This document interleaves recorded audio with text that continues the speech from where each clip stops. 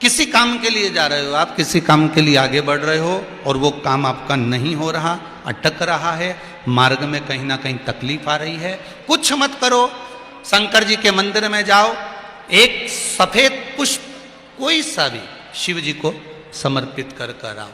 क्या नाम लेना है? कुंदकेश्वर महादेव, भगवान शिव का एक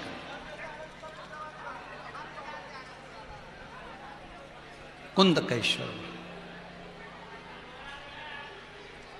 बाबा देव अधिदेव महादेव के भरोसे पर अगर आपने छोड़ दिया, शंकर के भरोसे पर अगर आपने दे दिया, तो ये फिर विश्वास मानकर चलिए कि देव अधिदेव महादेव वो कार्य को कर लेगा।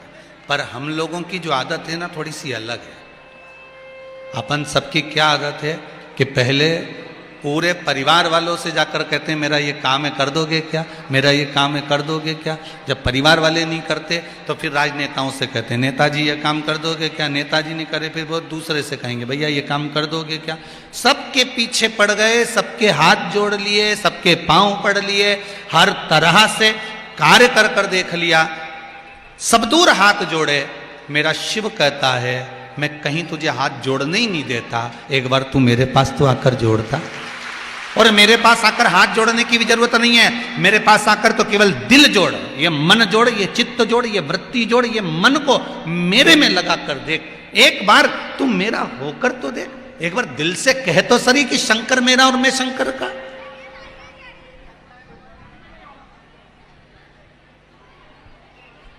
मैंने सारे सहारे छोड़ दिए, बस तेरा सहारा काफी है। मेरी नाव किनारे लगे ना लगे,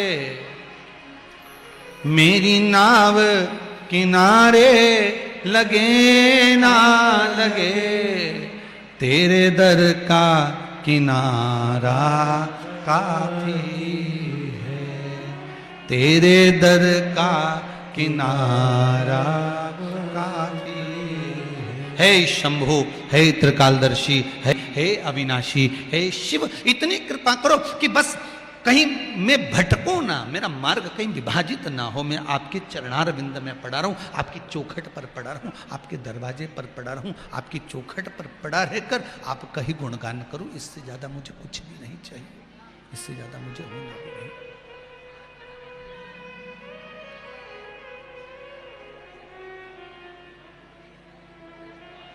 महाराज, अरे देख लिया संसार हमने, देख लिया सब मतलब के यार हमने, देख लिया सब मतलब के यार हमने, देख लिया झूठे संगी झूठे साथी, झूठे संगी झूठे साथी, अरे झूठा है संसार हमने देख लिया, झूठा है संसार हमने देख लिया, देख लिया संसार हमने देख लिया। अच्छा, किसी ने एक बात बहुत सुंदर कही कि गुरुजी आप कहते हो संसार झूठा है, तो फिर भगवान ने जन्म काय को दिया? अगर संसार झूठा है, बेकार है, तो भगवान ने जन्म क्यों दिया? यही बात भगवान रामचंद्र जी से, यही बात मेरे भगवान से माता पार्वती ने, राम जी से सीता ने, कन्हैया जी से राधा ने पूछा था। जब ये संसार बेकार है तो फिर मनुष्य को जन्म क्यों देते हो, किस लिए देते हो? भगवान कहते हैं संसार को झूठा इसलिए कहा गया है क्योंकि जो फल पेड़ पे लगा रहता है उसको तोता चोंच से खाता है तो फल तोते का खाया हो जाता है, तोते का झूठा हो जाता है। गिलेरी ने खाया तो गिलेरी का झूठा हो जाता है, कौवे ने खाया तो कौवे का झूठा हो जाता है। भगवान कहते हैं ये संपूर्ण संसार में सबसे पहले जन्म हमने लिया है। इस संसार को पहले हमने झूठा किया है, अपने अधरों से इसको रखा कि ये नाते ऐसे होंगे, ये रिश्ते ऐसे होंगे, ये कुटुंब ऐसा होगा, ये परिवार ऐसा होगा। भगवान ने नहीं तो, भगवान तो बैकुंठ में भगवान विष्णु बैठे हुए थे, किसको मालूम था कि संसार ऐसा होगा? ब्रह्मा जी अपने धाम में बैठे हुए थे, किसको मालूम था संसार ऐसा होगा? पर भगवान राम ने, भगवान कृष्ण ने, भगवान दत्त ने, संत मुनियों ने, ऋषि गुरुओं ने इस भूमि पर जन्म लेकर आपको जीने का तरीका बताया है कि आपको ऐसे जीना है और जीने के साथ में भगवत भजन में लगकर उस परमात्मा का होना है। ये हमारे संत, ये हमारे साधु, ये हमारे तपस्वी, ये हमारे साधक कहते हैं। पर दिक्कत हमारी है। जैसे दो माताएं नल पे झगड़ा कर रही थी, एक बोल रही थी 1 घंटा हो गया, बाल्टी हटा ले अब तेरी। दूसरी कह रही है अभी भराने तो दे, बड़बड़ करे जा रही है, जब से आई बोले जा रही है, चुपचाप बैठ नहीं सकती। फिर कह रही हूं बाल्टी हटा रही है कि नहीं हटा रही है? वो के जब तक भरेगी नहीं तब तक नहीं हटाऊंगी, जा तुझे जो करना कर ले। अब वो तो झगड़ा करे दोनों, और दोनों में झगड़ा हो रहा। एक कह रही बाल्टी हटा और एक के जब तक नहीं भराएगी तब तक नहीं हटाऊंगी। वहीं से एक संत निकल कर जा रहे थे। अब संत को लगा बताओ, दोनों एक ही मोहल्ले की है, एक ही नल से पानी भर रही है और कितना झगड़ा कर रही है। इतने में संत पहुंच गए। संत ने पूछा क्यों री जीजियो, अरियो खरगोन वालियों, क्यों झगड़ रही हो ये बताओ। ये कह के बताओ 1 घंटे से बाल्टी लगा के खड़ी है नल के नीचे और हटाने को तैयार नहीं है, और दूसरी से कहा तू हटाती क्यों नहीं? कि जब तक भराएगी नहीं तब तक हटाऊंगी नहीं। अब दोनों झगड़ा कर रहे। संत ने कहा बाल्टी कहाँ है, मेरे को जाके देखने दो। जो जाकर देखा तो दोनों ने सवेरे सवेरे नल आए थे 3:30 बजे रात को, दोनों ने जो बाल्टी लगाई थी वो बाल्टी जो लगी थी वो उल्टी लगा दी थी। अब वो भराए नहीं और ये हटाए,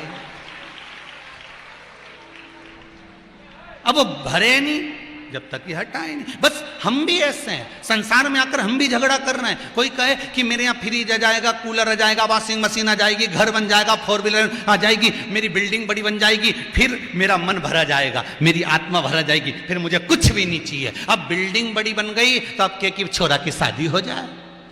अब छोरा की शादी हो गई तो भगवान से क्या पोता पोती हो जाए। अब पोता पोती हो गया तो क्या मैं सोना की सीढ़ी चढ़ जाऊं? बताओ, कथा की 4 सीढ़ी नहीं चढ़ते बन रही, मैं सोना की चढ़ने चली। अब बताओ बाल्टी भरा रही है? अरे जम के तो बोलो, बाल्टी भराई नहीं भराई? अब भी दिवाली पे साड़ी ली, अब भी दिवाली गए कितना समय हुआ? तुम मुंडा से बोलो रे, बोलो जरा कितना समय हुआ? अब भी ली दिवाली पे, करवा चौथ पे ली, अब भी ली। उसके बाद फिर घूमते घूमते यहां से निकल के गई, कथा सुनते सुनते, और देखती हुई जा रही, बात गुलाबी वाली अच्छी लग रही है। बताओ, ये बाल्टी भराई? अलमारी भरा गई बस साड़ियों से, पर बाल्टी नहीं भराई। बाल्टी क्या? बाल्टी क्या? ये मन नहीं भरा, ढूंढ रही है बस। भगवान ऐसी कृपा कर दे, भगवान ऐसी कृपा कर दे।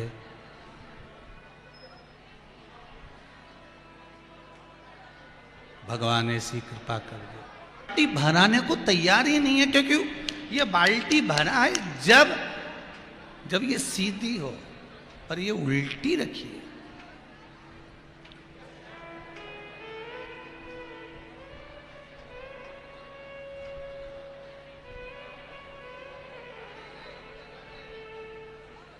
ये बाल्टी उल्टी रखी है, कैसे भरा है?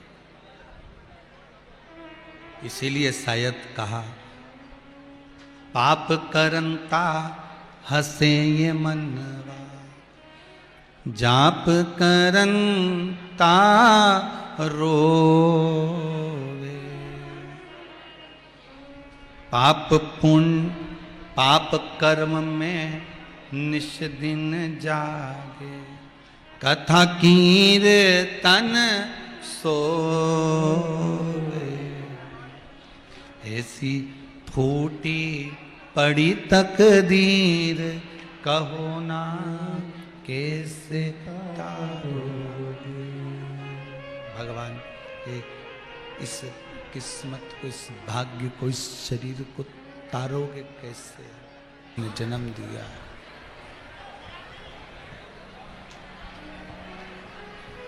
कभी ये मत सोचना जीवन में कि आप अकेले हो।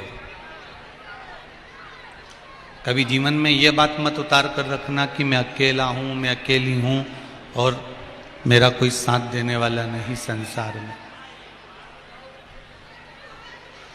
मेरा अपना कोई नहीं संसार में। कभी ये विचार आपकी जिंदगी में लेकर मत आइए। भगवान कहते हैं कि जवाबदारी उसकी है।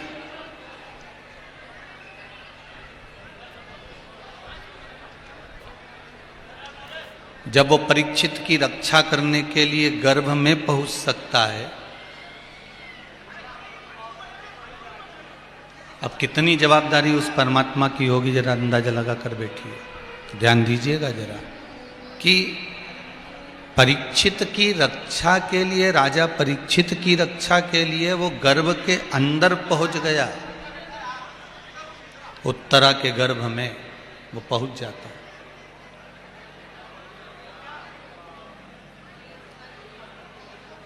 जब वो परीक्षित की रक्षा के लिए उत्तरा के गर्भ में जा सकता है, तो क्या आपकी रक्षा के लिए खरगोन नहीं आ सकता है? जरा विचार तो करिएगा। उत्तरा के गर्भ में अगर वो जा सकता है, उत्तरा के गर्भ में जाकर भगवान से मां एक साधारण से जीव से मिल सकता है, तो फिर आप में क्या बुरा है? बुरा है क्या? एक किसी भाई ने एक प्रश्न करा है, 7 दिन में बहुत अच्छा प्रश्न आया है। संतोष जी महाजन चमेलीनी बाणी खरगोन के हैं, कहीं बैठे होंगे। इन्होंने प्रश्न किया है, ईश्वर ने हमें इस संसार में भेजा है और ईश्वर ने अगर हमको इस संसार में भेजा है तो वही कहते हैं मुझे भजो, तो इसमें ईश्वर का क्या लाभ है?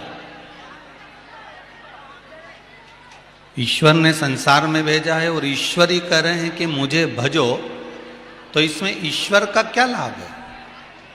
प्रश्न है। संतोष जी महाजन चमेली निबाड़ी खरगोन। सुंदर प्रश्न है, अच्छा है। ईश्वर ने भेजा है और ईश्वर ही कह रहे हैं कि मुझे भजो, तो इसमें ईश्वर का क्या लाभ है? इसमें ईश्वर का लाभ नहीं है।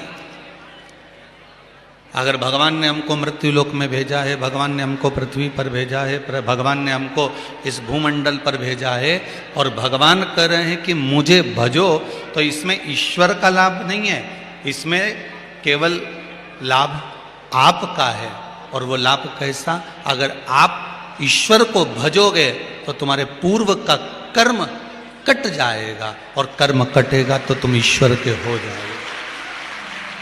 और ईश्वर का अगर कोई लाभ है तो इसमें एक लाभ है ईश्वर का। वो लाभ केवल ये है कि भगवान चाहते हैं कि ये मेरा जीव है, ये मेरा अपना है, ये मेरे पास में आ जाए।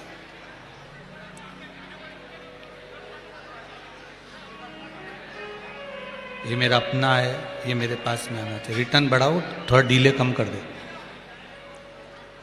ये मेरा अपना है, ये भटकना नहीं चाहिए, इसको कहीं इधर उधर ना जाए, ये मेरा अपना है।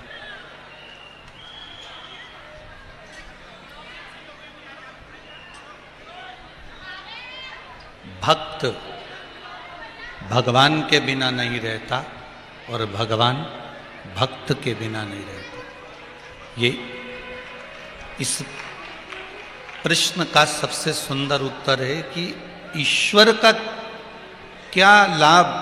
ईश्वर का एक ही लाभ है कि मेरा भक्त मेरे पास रहना चाहिए। ऐसी इस पूरे पंडाल में ऐसा कोई बाप बैठा हो, ऐसा कोई पिता बैठा हो और ऐसी कोई माँ बैठी हो तो जरूर बताना जो चाहती हो कि मेरे बच्चे मुझसे दूर चले जाएं या अलग हो जाएं। इस पंडाल में अगर कोई ऐसा माँ बाप बैठा हो, कोई पिता माता बैठी हो, जो पिता चाहता हो कि मेरे बच्चे मुझसे दूर रहें, मेरे बच्चे मुझे छोड़ कर चले जाएं, मेरी बहू मुझे छोड़कर चली जाए, मेरे पोता पोती मुझे छोड़कर चले जाएं।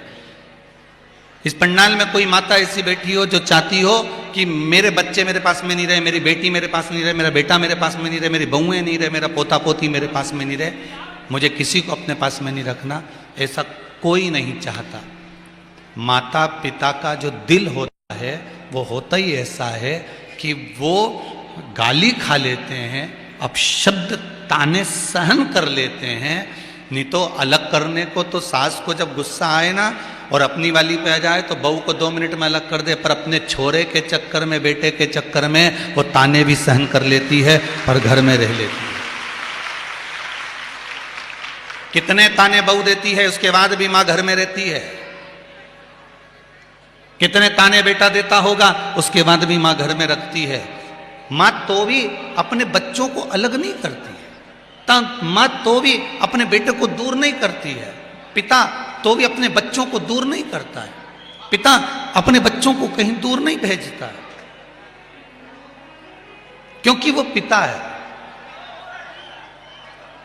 और पिता एक बात और जानता है, अगर मेरा बेटा मुझसे लड़ झगड़ कर कहीं चले भी गया है तो माता पिता जगह जगह देवी देवताओं के यहाँ जाके धोख लगा के कहते हैं मेरी बेटा बहू वापिस मेरे घर आ जाए। बोलो सही है कि गलत है? मेरे बेटा बहू वापिस घर आ जाए। ये माता पिता जगह जगह धोख लगाकर, प्रणाम कर कर, निवेदन कर कर भगवान से कहते हैं कि मेरे बहू बेटा मेरे घर पर आ जाए, मेरे बहू बेटा मेरे घर पर पहुंच जाए। वो निवेदन करता है, बार बार प्रार्थना करता है, बार बार भगवान से विनती करता है। उसी तरह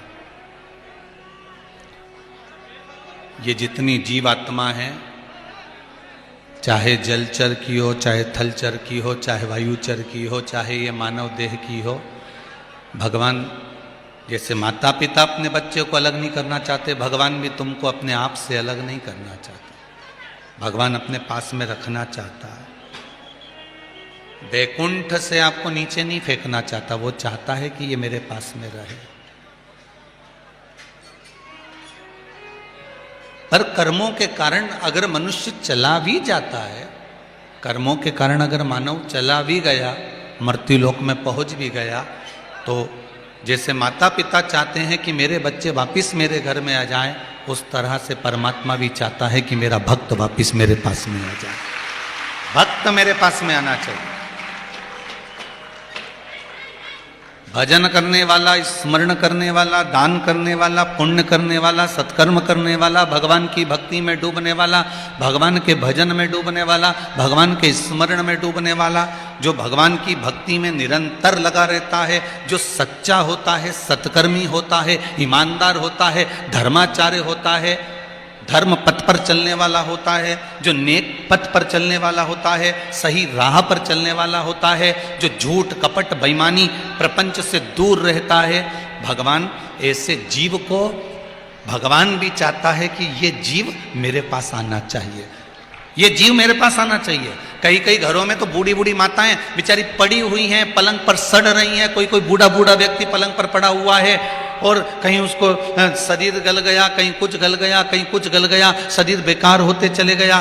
बार बार पंडित जी से पूछा गया क्या करें, पंडित जी ने कहा गीता जी का पाठ सुना दो, गजेंद्र मोक्ष का पाठ सुना दो, गंगा जल पिला दो, तुलसी दल खिला दो, सब कुछ करा तो भी थोड़ी देर ऐसा लगता है कि मर गई, जमीन पे सुला वापिस जिंदा हो जाती है। कभी कभी ऐसा महसूस होता है। कोई कोई इतना गल गया, इतना सड़ गया, शरीर बेकार हो गया, डॉक्टर सिस्टर कीड़े निकाल रहे हैं शरीर के, तो भी प्राण नहीं छूट रहा है। कारण क्या है? और कोई ऐसा कि फूल की तरह, जैसे फूल तोड़ लिया जाए, अच्छा था, बिल्कुल बढ़िया था, और भगवान उसको उखाड़ कर ले गए, उठा कर ले गए। होता है। भगवान को भी मालूम है कि मेरे पास में रखना है तो मेरे पास कोई अच्छों को रखना, कोई ऐसे वैसे को लेके आ जाऊं और ऊपर आके झगड़ा करे, क्या फायदा? वो कहते हैं ना, एक महाराज जी ने प्रवचन में पूछा कि तुम में से कौन कौन बैकुंठ जाना चाहता है। सबने हाथ उठा दिया। आगे आगे एक 70 साल की बूढ़ी माँ बैठी थी, उसने हाथ नहीं उठाया। तो महाराज जी ने पूछा, माँ आप बैकुंठ नहीं जाना चाहती? बूढ़ी माँ कहती है, महाराज ये सबकी सब बैकुंठ चली जाएगी तो मेरा खरगोन तो वैसे ही बैकुंठ बन जाएगा, तो मुझे बैकुंठ जाने की जरूरत क्या? तो अर्थात वो ये जानती है कि क्लेश, झूठ, प्रपंच, छल, बेईमानी ये सब नरक का द्वार।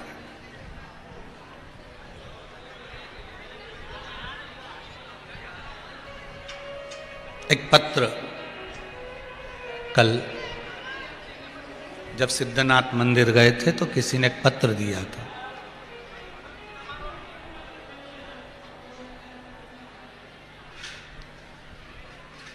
तो उस पत्र में लिखा था कि गुरुदेव,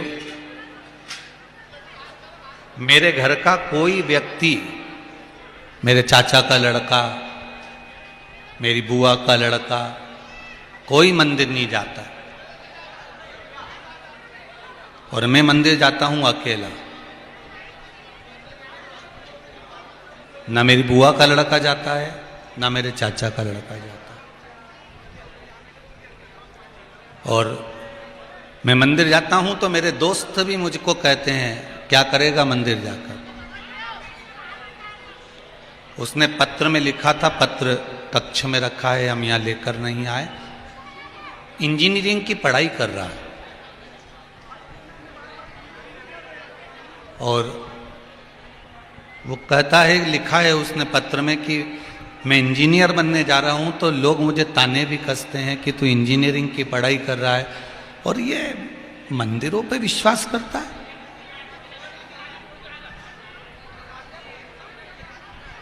तू भगवान पर विश्वास करता है, भगवान पर भरोसा करता है।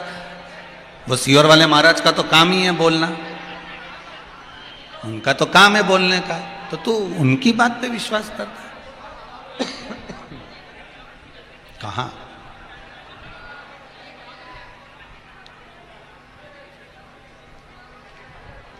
मैं अकेला मंदिर जाता हूं, मेरे घर में से कोई नहीं जाता,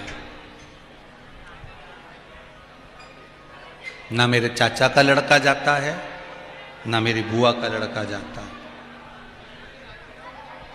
जिस बेटे ने ये प्रश्न करा है उस बेटे ने लिखा है कि मैं इंजीनियरिंग की पढ़ाई कर रहा हूं और लोग मुझे ताने देते हैं, मैं अकेला मंदिर जाता हूं। तो उस बेटे से मेरा केवल एक कहना है, तू अकेला मंदिर जाता है ना, चिंता मत करना, 3 जगह पर व्यक्ति अकेला ही जाता है।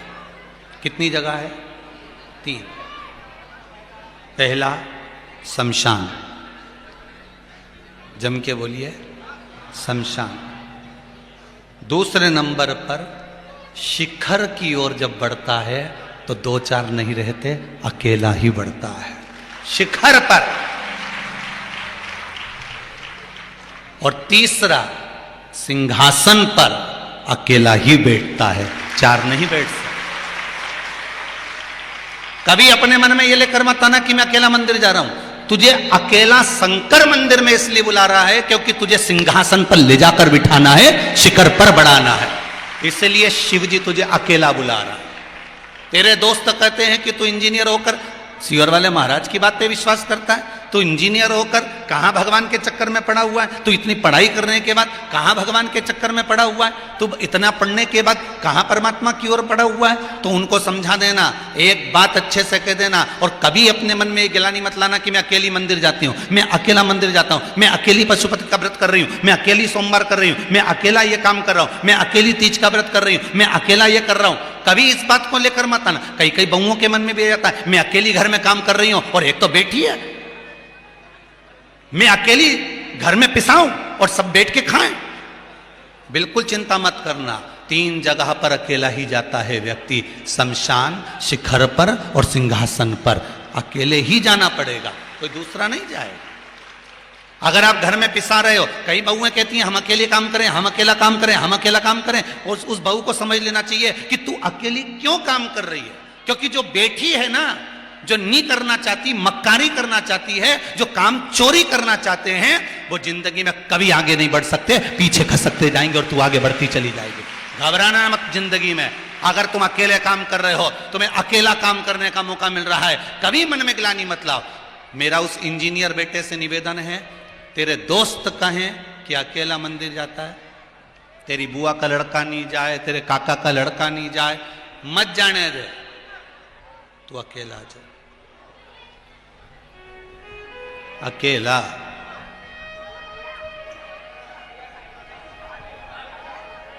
क्यों चिंता करता? शमशान अकेला जाता है, शिखर पर अकेला जाता है, सिंहासन पर अकेला जाता है। कभी ये कई बहुओं के मन में ये बड़ा टेंशन रहता है, मैं अकेली काम करूं, तो तू भी उसके जैसी बन जा, धनवंतरी। कौन मना कर? काम कौन नहीं करती? जम के तो बोले, जम के वही धनवंतरी, और काम ही नहीं कर। वो तो सोच के आई है, मेरे पिताजी ने खूब धन दिया, मैं काहे को हिलूं जा, तो उसी का नाम धनवंतरी, कोई हिले ही नहीं। तू भी उसकी जैसे बन जा। शिव महापुराण की कथा कहती है, अगर अकेला काम करने का मौका मिला है, कई लोग कहते हैं हमारे यहाँ पर जब जब भोजन होता है, कोई हाथ नहीं करता, कोई हेल्प नहीं करता, मैं अकेली ही सारा भोजन बना के पंडितों को जिमाती हूँ, श्राद्ध करती हूँ, अपने ससुर का श्राद्ध, अपनी सास का श्राद्ध, अपने परदादा का श्राद्ध, अपने दादाजी का श्राद्ध मैं अकेली करती हूँ। करो, कोई घबराना नहीं है अपने को। और कभी ये मत सोचना कि तुम अकेले हो।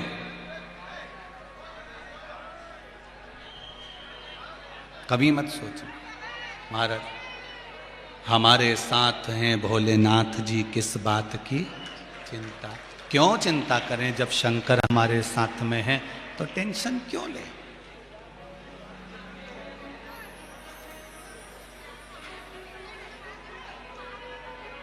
हम क्यों चिंता करें?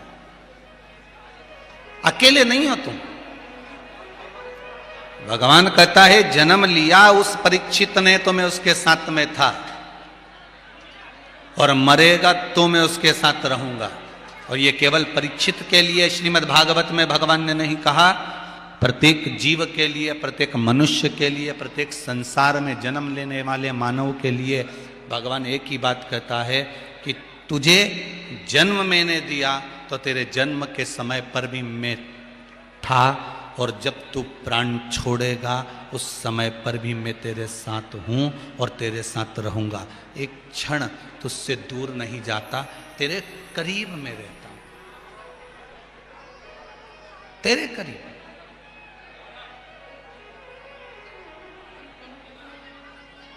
राम कैसे भी कहो, कृष्ण कैसे भी कहो, शिव कैसे भी कहो, उसका फल आपको मिलेगा। दो सहेली आपस में बात कर रही थी।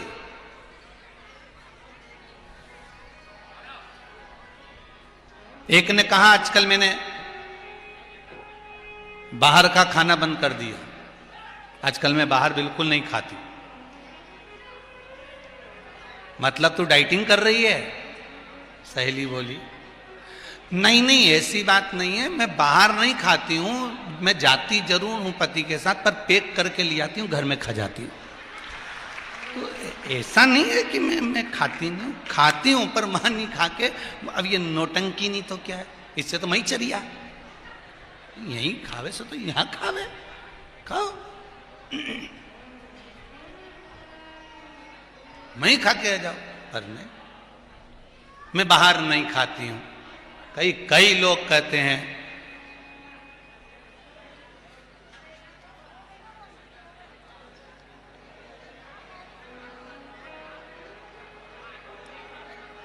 बहुत बहुत बड़ी बात है, थोड़ा सा लग सकती है तुम्हारे को, और ये तो परमानेंट है, लगाते ही रहें, उसमें कोई दिक्कत नहीं, पर लग जाए।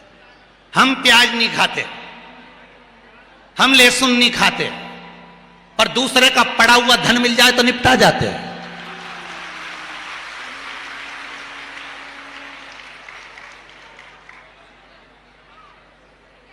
किसी ने थोड़ा सा धन रख दिया, निपटा गए, पड़ा हुआ मोबाइल मिल गया, निपटा गए। और नाटक ऐसा करे कि हम तो ये नहीं खाएं, हम तो वो नहीं खाएं। अरे तुम ना जाने कित्तों को निपटा गए, और क्यों हम ये नहीं खाएं? भगवान कहता है, भगवान को नौटंकी और नाटक पसंद नहीं है। भगवान कहता है छोड़ो, जैसे तुमने प्याज का खाना छोड़ा है, जैसे तुमने लहसुन का खाना छोड़ा है, तुमने जैसे गलत चीजों का खाना छोड़ा है, शिव महापुराण कहती है बस वैसा ही अपने जीवन में याद रखो कि दूसरों का दिल दुखाना छोड़ दो, जीवन का सबसे बड़ा सुख प्राप्त हो जाएगा। जीवन का सबसे बड़ा सुख प्राप्त हो जाएगा। हम सारे नाटक कर लेते, सारी नौटंकी कर लेते हैं, पर दुनिया का दिल दुखाना नहीं भूलते। हम उसको टॉर्चर करना नहीं भूलते, हम उसको दुख देना नहीं भूलते, हम उसको कहना नहीं भूलते, मुख से अपशब्द कहना नहीं भूलते, ताने देना नहीं भूलते, गालियां देना नहीं भूलते। भगवान भी कहता है तुम मेरे तो हो, तुमने छोड़ा, तुमने व्यसन छोड़ा, गलत चीजें छोड़ी, बहुत अच्छा करा, पर साथ में एक चीज और छोड़ो, झूठ बोलना, कपट करना, बेईमानी करना, प्रपंच करना, दूसरे के साथ छल करना, अपशब्द बोलना। भगवान कहता है ये मुझे प्रियता है।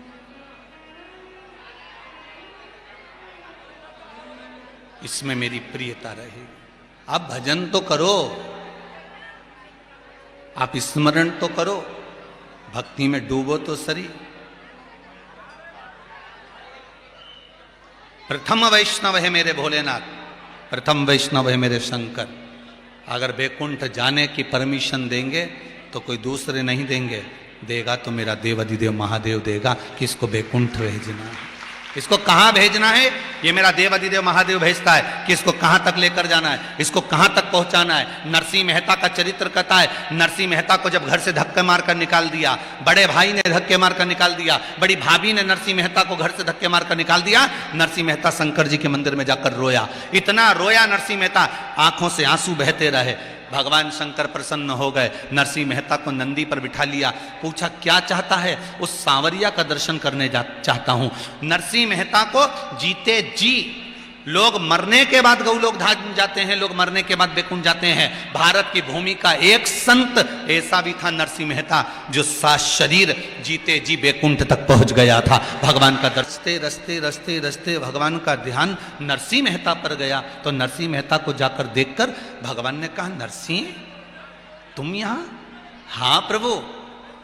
भगवान बोले, नरसिंह लोग तो मरने के बाद आते हैं, तू तो शरीर समेत आ गया डायरेक्ट ऊपर। यहां तो आत्मा आती है, शरीर कभी नहीं आया, पर तू शरीर और आत्मा दोनों को लेकर यहां पहुंच गया। नरसिंह ये तू यहां कैसे आना हो गया, कैसे पहुंच गया, कौन लाया तुझको यहां पर? नरसिंह आखिर तू आया कैसे यहां पर? नरसिंह जी बोले, मैं चलकर नहीं आया, मुझे तो देवाधिदेव महादेव लेकर आए हैं। भगवान जान गए कि अगर शंकर लेकर आए हैं फिर तो कोई बात नहीं, शिव लेकर आए, शंकर इसको लेकर आए। अर्थात परमात्मा के धाम तक भी अगर कोई लेकर जाएगा, राम तक, कृष्ण तक, मेरे ठाकुर जी तक लेकर जाएगा, तो कोई परम भगवदीय वैष्णव लेकर जाएगा। ठाकुर जी की हवेली भी आप ऐसे ही नहीं जा सकते।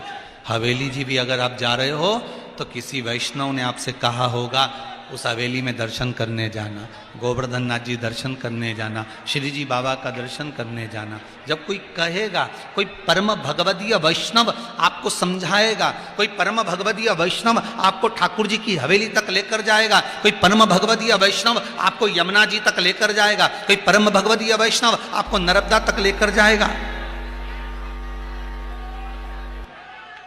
कोई परम भगवदीय वैष्णव ही ऐसा होगा जो परमात्मा के धाम तक आपको लेकर जा रहा है, परमात्मा की चौखट तक आपको लेकर जा रहा है। कोई परम भगवदीय जीव हो सकता। महाराज, शंभु शरणे पड़ी मांगू घड़ी रे, दया करी ने दर्शन शंभु शरणे मांगू घड़ी रे घड़ी दुख दया करी दर्शन। हे बाबा इतनी कृपा करना, वैष्णव का कर्म भगवत भजन की ओर चलो, भगवान की भक्ति की ओर लेकर जाओ। बहुत ध्यान दीजिएगा महाराज, आज कथा का विराम दिवस है। एक क्षण अगर भगवान से इस कथा के बीच में मिलन हो जाए तो समझ लेना कि 7 दिन की कथा का पूरा पुण्य फल मिल गया।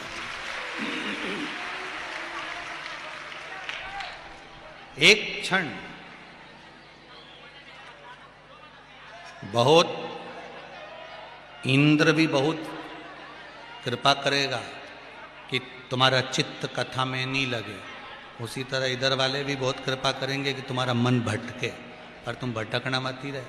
तो उसमें भी पीछे खड़े होकर अंदर आने के लिए रक्का जोड़ करना, सोचो कि कब टाइम निकल जाएगा मालूम नहीं पड़ेगा। और साथ साथ हम आज सवेरे जब वृक्षारोपण करने के लिए आए, बेलपत्री का और शमी का वृक्ष रोपने के लिए आए, तो सुबह शायद 8:30 बज रही होगी, तो भी 8:30 बजे से लाइन लगी हुई थी लोगों की आने की, एक बराबर चल रहे थे लोग, लाइन लगी हुई थी वो 8:30 बजे भी वृक्षारोपण के समय।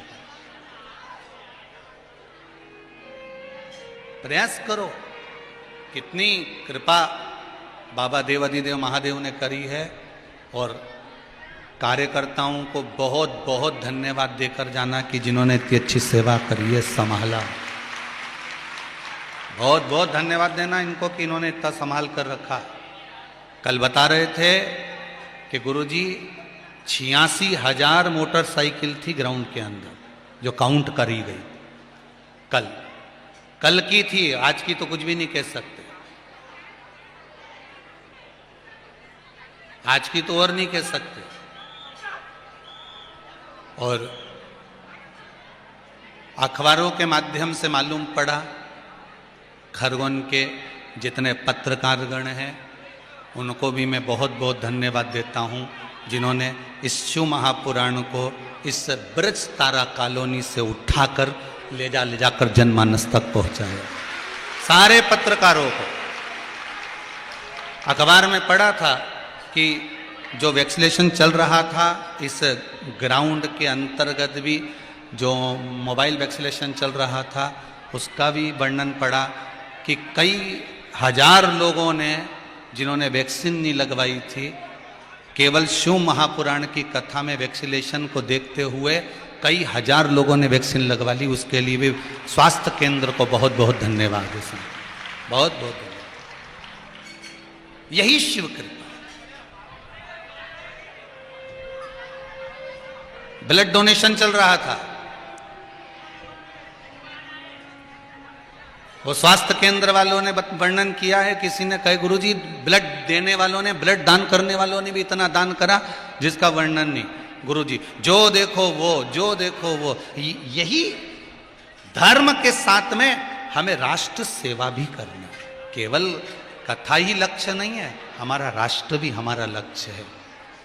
हमारा राष्ट्र भी सवरे, ये हमारा लक्ष्य होना चाहिए। राष्ट्र सवरे। शंकर की कथा, परम भगवदीय वैष्णव का सबसे बड़ा लक्षण है कि वो दूसरे को भी अगर भगवत भजन की ओर लेकर जा रहा है तो उसको भक्ति में डुबाने का प्रयास करे, भक्ति में डुबा। कितना सुंदर संवाद है शिव महापुराण का। महाराज, विदल और उत्पल ये 2 असुर हुए।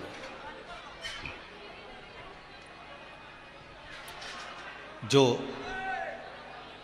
माता पार्वती जी की सुंदरता को देखकर मोहित हो गए।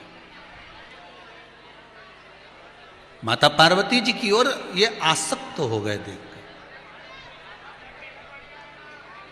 क्योंकि मां तो मां होती है।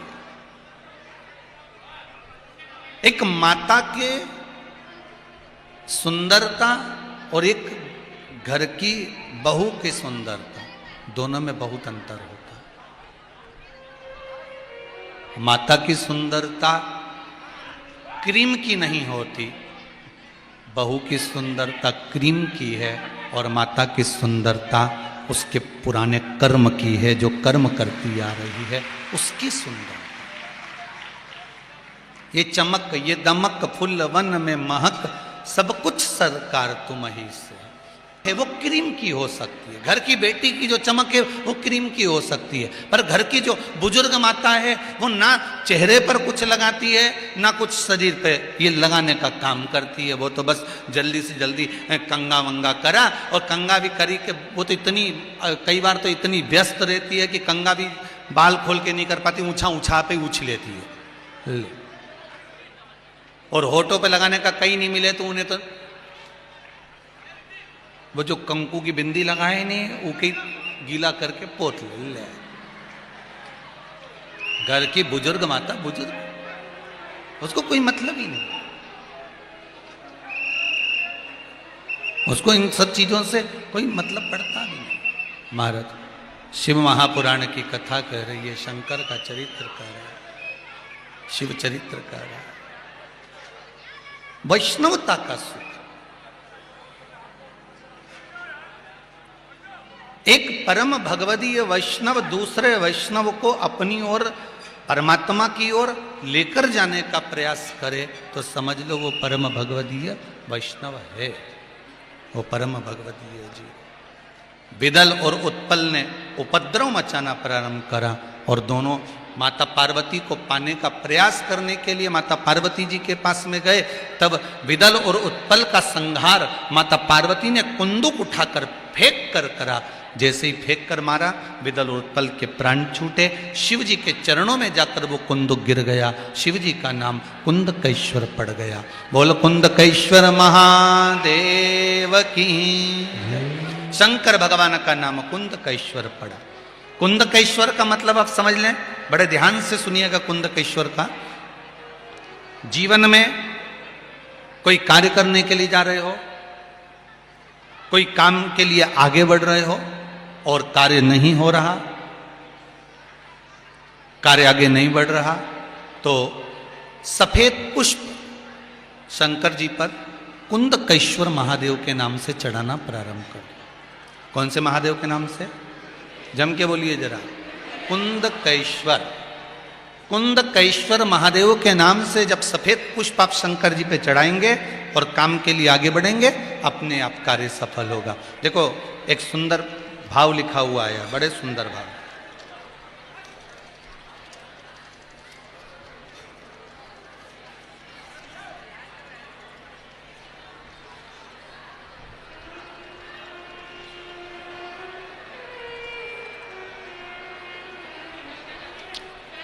संगीता सेन, खरगोन, चमेली की बाड़ी से हैं। कहीं बैठी हो तो हाथ हिलाइएगा। संगीता सेन कहीं बैठी हैं? हैं? हाथ हिला तो जरा ऐसा एक बार। दोनों हाथ ऊपर करके लाइए। ये हैं संगीता सेन। इन्होंने पत्र में लिखा है, गुरुजी बाबा देव अधिदेव महादेव ने ऐसी कृपा करी है, शंकर भगवान की ऐसी करुणा हुई, कुंदकेश्वर महादेव का स्मरण किया और मेरे बेटे का जॉब नहीं था, सर्विस नहीं थी, आपने लिखा है, पशुपति व्रत प्रारंभ किया और पहला व्रत ही पूर्ण हुआ था गुरुदेव, और बेटे की नौकरी लग गई। उसके लिए बहुत बहुत धन्यवाद। ये पत्र दे दो। बैठ जाइए दीदी, बैठ जाइए। बहुत बहुत साधुवाद। कुंदकेश्वर महादेव अर्थात जब कोई काम अटक रहा है, जब कोई कार्य आपका ऐसा लग रहा है कि मैं जॉब पर जाना चाहता हूँ, मैं एग्ज़ाम दे रहा हूँ, नहीं निकल रहा है, प्रयास कर रहे हो आप, कर्म करो, पर कर्म के साथ में बाबा का नाम भी लेते हुए चलो। ये दूसरा पत्र भी बड़ा सुंदर है। जगदीश जी चौहान, गांव सिंध कॉलोनी खरगोन से हैं। कहीं बैठे हों तो हाथ जरूर हिला। जगदीश जी चौहान कहीं बैठे हैं? हाथ हिलाइएगा अगर बैठे हो तो। कहाँ है? दिख रहा है? अच्छा, उस वाले पंडाल में है क्या? हाथ हिलाओ जगदीश जी। अच्छा, दिख गया। बाउंड्री पे है भैया, देख लेना। दोनों हाथ हिलाइए ऐसे। जगदीश जी चौहान गोविंद सिंह कॉलोनी खरगोन से हैं। आपने लिखा है गुरुदेव,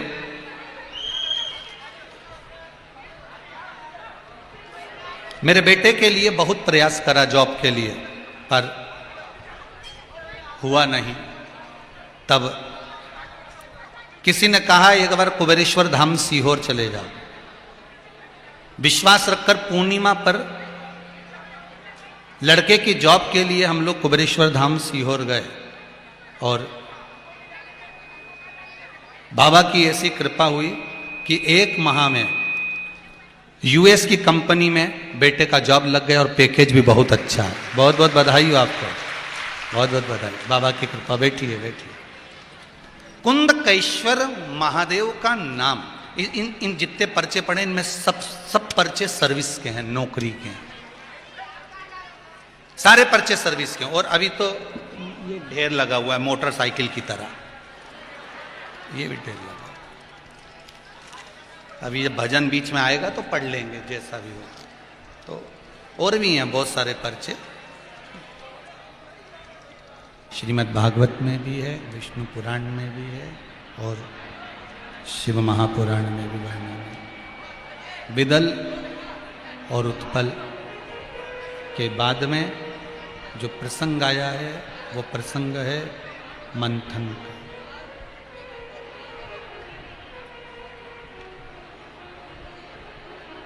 मंथन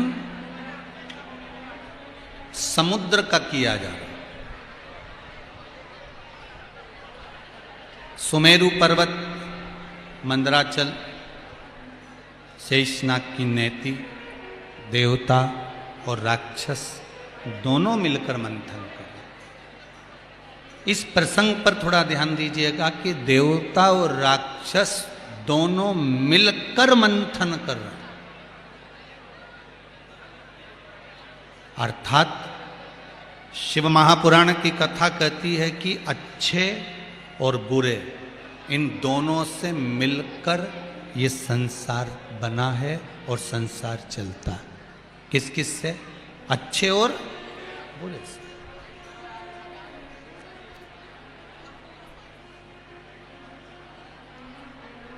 एक संत के दरवाजे पर एक चोर आया। सरल भाषा में समझिए। बाहर पानी गिर रहा है। चोर ने दरवाजा बजाया, संत ने दरवाजा खोला। चोर अंदर घुस गया। संत ने पूछा तुम कौन हो? चोर ने कह दिया मैं चोर हूं। तुम चोर हो? हाँ, चलो बाहर निकलो। संत ने उसको धक्का देकर बाहर निकाला। गिरबान पकड़ी संत ने उसकी और उसको बाहर भगाया। बाहर बहुत तेज पानी आ रहा था। चोर ने हाथ जोड़कर कहा गुरुदेव, बाहर बहुत पानी आ रहा है, ओले गिर रहे हैं, बारिश बहुत तेज है, आपके कुटिया में रहने जान दो। पानी बंद होगा, कम होगा, मैं चले जाऊंगा। संत को गुस्सा आया, चोर मेरी कुटिया में रहे ये मैं नहीं चाहता, निकल यहां से बाहर। धक्का देके उसको भगाने लगे। तभी आकाशवाणी हुई, ए संत, तुझे तो आज मालूम पड़ा कि ये चोर है तो तू इसको अपने कुटिया से भगा रहा है। मुझे तो ये माँ के गर्भ में था तब मालूम था कि ये चोर बनेगा, तो भी तो मैंने संसार में रखा उसको, तो भी तो मैंने उसको संसार में रखा। मुझे मालूम था कि ये चोर बनेगा, ये चोरी करेगा, ये कपट करेगा, या बेईमानी करेगा, या प्रपंच करेगा, तो भी मैंने उसको अपने संसार में, इस मृत्यु लोक में रखा। अगर मुझे मालूम होता अगर मुझे अगर मारना होता तो मैं उसको जन्म से ही नहीं मार देता।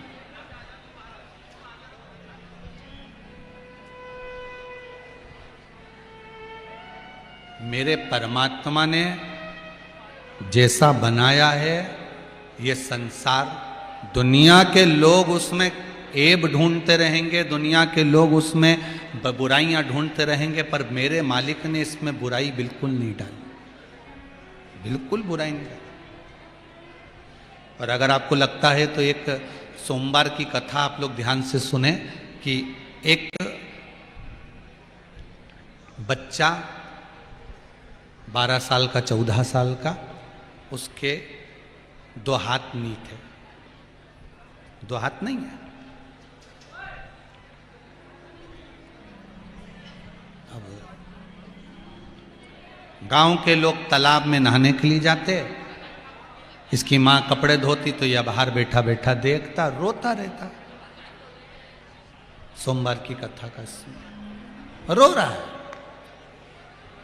शंकर और पार्वती का शाम का भ्रमण का समय था। पार्वती जी ने शिव जी से कहा सारे बच्चे तालाब में नहा रहे, नदी में नहा रहे, ये बेचारे बच्चे को देखकर मुझे हमेशा आती हूं ना बड़ी दया आती है। प्रभु कुछ भी करो पर इस बच्चे के हाथ दे दो, ये बेचारा नहाएगा ना तो मुझे अच्छा लगे। शंकर भगवान ने कहा पार्वती, ब्रह्मा जी ने जैसा ललाट में लिख दिया है थोड़ा बहुत तो मैं बदल सकता हूं, परंतु तुम सोचो कि कटे हुए हाथ वापिस सजाएं, टूटे हुए हाथ वापिस सजाएं। अगर हाथ होते तो इसमें दम तो मैं दे देता, पर उसके हाथ ही नहीं है, कटे हुए हैं, यहीं से नहीं है, तो फिर ये तो भगवान ने डायरेक्ट नहीं दिया। अगर हाथ होते और उसमें अपंगता होती, लूले होते, पड़े रहते, तो उसमें मैं बल दे देता और वो तैर लेता। पर तुम तो ब्रह्मा जी की लेखनी से बिल्कुल ही विपरीत करने का कह रही हो। पार्वती जी बोलती है प्रभु कुछ भी हो जाए आप इसको हाथ दीजिए। शिव जी ने कहा पार्वती सुनो मत, मेरा कहना मान लो। पार्वती जी बोली नहीं, इतना छोटा सा बच्चा 14 साल का सबको नहाते हुए देख रहा है, रो रहा है, तुम उसको हाथ दो। शंकर जी ने कहा ठीक है, अब शिव तो दयालु थे, शंकर जी ने हाथ दे दिए। हाथ दिए, वो तालाब में कूदा। दूसरे दिन पार्वती जी और शिव जी फिर घूमने निकले तो क्या देखा, पूरे गांव में घर घर के दरवाजे पर अर्थियां बंध रही थी, अर्थियां बंध रही थी। कोई रो रहा था, कोई चिल्ला रहा था, कोई चीख रहा था। पार्वती जी ने पूछा प्रभु कल तक तो ये गांव अच्छा था, आज इस गांव में ऐसा क्या हो गया कि लोग रो रहे हैं, चीख रहे हैं, चिल्ला रहे हैं, अर्थियां तैयार हो रही हैं। पार्वती से शिव जी ने कहा भी और आगे चलो। आगे चलकर देखा तो गांव के कुछ बच्चे भागते हुए चले आ रहे थे, कपड़े भी नहीं तन पे और भाग रहे थे।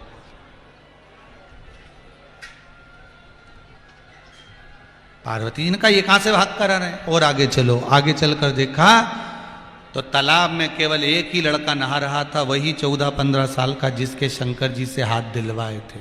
पार्वती जी ने पूछा और कोई नहा क्यों नहीं रहा?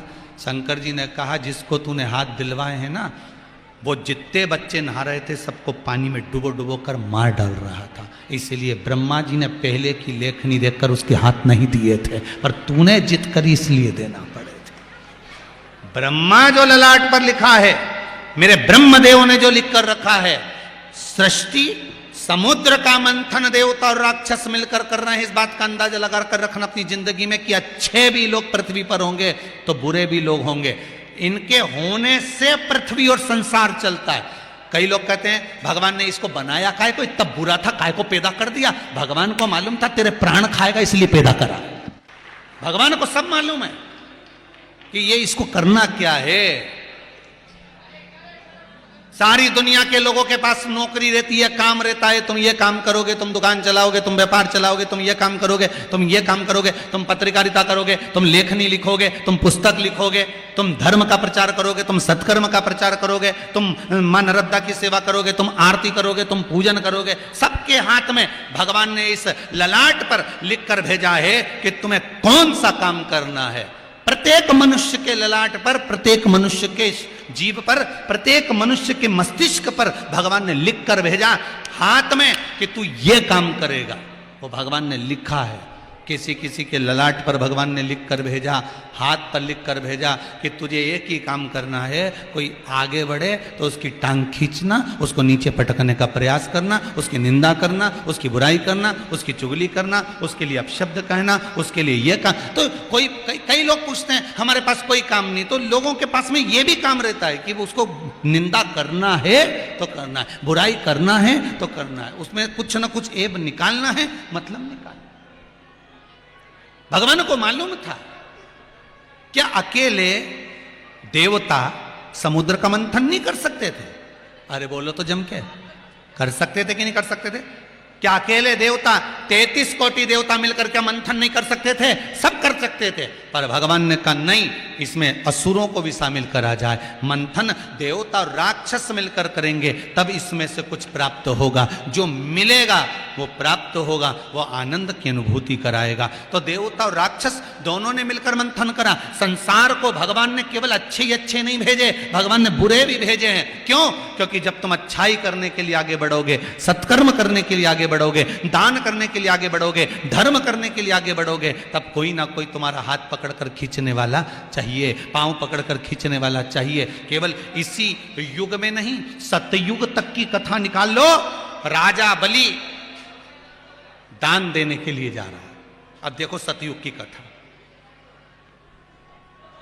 केवल इसी युग में पांव खींचने वाले नहीं है, केवल इसी युग में टांग खींचने वाले नहीं है, इसी युग में बेकार नहीं है। सतयुग तक की कथा निकाल कर देखिए। राजा बलि वामन भगवान को भिक्षा देने जा रहा है, दान देने जा रहा है, और पीछे खड़े थे कौन? शुक्राचार्य बाबा। राजन, एक पग भूमि का दान मत देना। बताओ, अब ये तो संत है ना, ये तो साधु है, ये तो सन्यासी है, ये तो तपस्वी, ये तो साधक, ये तो संत। एक पग भूमि का दान मत देना। राजन, जो दरवाजे पर खड़ा है त्रिकालदर्शी नारायण है, भगवान विष्णु है, इसको कुछ मत दे। राजा बलि ने गुरु जी से कहा, गुरुदेव मन से दे दिया, अब तो दिखावे का रह गया है, दूंगा, मैं दान तो करूंगा। अब देखो सतयुग में भी हाथ को रोकने वाले थे कि मत कर, मत दान कर, मत दान कर, मत दान कर, तो भी राजा दान करे। भगवान ने कह दिया रुक जा। अब शुक्राचार्य जी की जब नी चली तो इन्होंने काम बिगाड़ने के लिए क्या करा कि वो कमंडल में जो पानी निकलने का स्थान था, टोटी, उस टोटी के अंदर जाके शुक्राचार्य जी बैठ गए कि पानी नहीं निकलेगा तो संकल्प कैसे छोड़ेगा। पर भगवान भी चतुर थे, उनका नाम चतुर नारायण था। कुसा की चटाई लेके आए थे बैठने वाली, उनमें एक कुसा को खींचा और घुमाने लगे। भगवान वो कुसा घुमाते घुमाते बोले राजा बलि से, राजन क्या बात है? राजा बलि बोला, प्रभु मुझे लगता है इसमें कचरा अड़ गया इसलिए पानी नहीं आ रहा। राजा बलि बोला, प्रभु मैं इसको साफ करके लाता हूं। इतने में वामन भगवान बोले, तू काय को साफ करे, सफाई तो हम करेंगे, तू क्यों चिंता करता, ला हमको दे, ला हमको दे, सफाई हम करेंगे, साफ हम करेंगे। कचरा साफ करने की जवाबदारी किसी दूसरे की नहीं होती, कचरा साफ करने की जवाबदारी तो मेरे वामन भगवान, मेरे नारायण की होती है, स्वयं भगवान की। और बड़े गौरवान्वित होना चाहिए, बड़े गौरवान्वित होना चाहिए इस भारत की भूमि पर कचरा साफ करने वाले वो स्वीपरों को, जो कचरा साफ करते हैं, सेवा करते हैं, सुबह नगर पालिका की गाड़ी लेकर चलते हैं, झाड़ू लेकर चलते हैं। इनको देखकर मुख नहीं फेरना, ये भगवान का ही अवतार हैं जो कचरा साफ करने में लगे, ये हरि का अवतार हैं, इसलिए कचरा साफ करने में लगे। इसलिए शायद हमारे हिंदू धर्म में आज भी नियम है कि कोई शुभ कार्य के लिए निकल कर जा रहे हो और कोई हरि का जन, कोई भगवान ही झाड़ू लगा रहा हो और उसकी डलिया निकल कर जा रही हो और तुम कोई शुभ कार्य करने जा रहे हो, तो पहले पर्स खोलकर उसकी टोकनी में कुछ डालकर जाना, तो कार्य सफल हो जाएगा। आज भी नियम है वो। तो ये कहीं ना कहीं लोग हमारे हिंदू भाइयों को भटका रहे हैं कि तुम क्यों देवता पूछ रहे हो, क्यों देवता को मना रहे हो, तुम्हारा सही देवता वो है, तुम ये करो। परंतु सही मायने में ध्यान रखना, मेरे वामन भगवान ने भी कचरा साफ करा था, और आज पूरे विश्व में भारत की भूमि पर जितने स्वीपर काम करते हो, जितने हरि के जन काम करते हो, और जितने नगर पालिका में, नगर निगम में जितने भी झाड़ू लगा रहे हो, पोछा लगा रहे हो, हॉस्पिटल में सफाई कर रहे हो, इनको देखकर पहचान जाना यह कोई दूसरा नहीं, मेरा परमात्मा ही हो सकता है, कोई दूसरा नहीं हो सकता। कौन होगा? जिस समय पर परिवार के लोगों ने कोरोना महामारी में अपने पूर्वजों को आग नहीं दी, तब यही गए थे आग देने के लिए, तो भगवान नहीं तो और क्या है? कौन गए थे? जो हॉस्पिटल में छोटा सा काम कर रहे थे, पोछा लगाने का, जो हॉस्पिटल में झाड़ू का काम कर रहा था, जो रोडों पर पोछा लगा रहे थे, झाड़ू लगा रहे थे। तुम तो अपने घर में छुपकर बैठे हुए थे कोरोना महामारी में, पर मेरा परमात्मा बनकर आए थे यही काम करने वाले, यही स्वीपर, यही वर्कर। वो तो इनको भटकाया जा रहा है कि तुम हिंदू धर्म में कहां शामिल हो रहे, तुम ऐसा मत करो, तुम्हारा धर्म अलग बना लो, तुम ऐसा कर लो। इनको भटकाया जा रहा है, पर इनको मालूम नहीं है कि तुम नारायण के अवतार हो, तुम वामन के अवतार हो, तुम परमात्मा के अवतार हो, तुम वही हो जो तुम्हें होना चाहिए। तुम क्यों भटक रहे हो? जरा सा मार्ग से लोग विच्छेदित कर रहे हैं इनको। भटकना मत ही, तुम उस नारायण के हो। क्या भगवान विष्णु 33 कोटि देवता को बोल देते कि जितने भी देवता हैं सारे मंथन करेंगे, पर भगवान ने कहा नहीं, मंथन देवता और राक्षस मिलकर करेंगे। देवता और राक्षसों ने मिलकर मंथन करा, तब अमृत निकला। अच्छे और बुरे लोग जब एक साथ में, इधर बुराई करने वाले बुराई करें, अच्छाई करने वाला जब अच्छाई करते रहता है, तो दोनों चीजें प्राप्त होती है, एक विष भी मिलता है और अमृत भी मिलता है। चिंता मत करना, आप अच्छा काम करते जाइए, जिंदगी में विष देने वाले विष उगलेंगे और अमृत देने वाला अमृत उगलता जाएगा। आप अग्रण्य बढ़ते चलिए, बढ़ो आगे, बढ़ो।